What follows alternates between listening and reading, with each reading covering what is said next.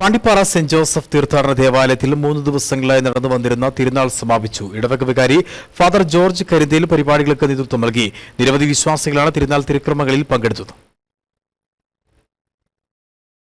Pandippara saint Joseph തീർത്ഥാടന ദേവാലയത്തിൽ ഇടവക മധ്യസ്ഥനായ വിശുദ്ധ യോസേപ്പ് പിതാവിന്റെയും പരിശുദ്ധ കന്യാമറിയത്തിന്റെയും വിശുദ്ധ സെബസ്ത്യാനോസിന്റെയും സംയുക്ത തിരുനാളാണ് നടത്തപ്പെട്ടത്.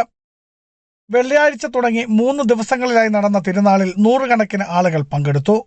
തിരുനാളിനോടനുബന്ധിച്ച് 2 ദിവസം ഭക്തിനിർഭരമായ പ്രദക്ഷിണവും നടത്തി.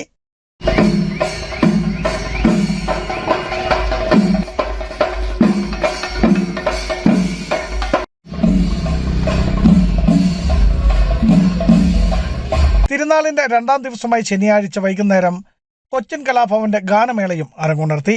പരിപാടികൾക്ക് കൈക്കാരന്മാരായ ബിനോയ് കുരുവിക്കുന്നേൽ, സജി വളവനാൽ, റജി മങ്ങാട്ടുതാഴെ തുടങ്ങിയവർ നേതൃത്വം നൽകി. ബിജു വൈശൻ പറമ്പിൽ, ഇടുക്കി വിഷൻ ന്യൂസ്, ഇടുക്കി.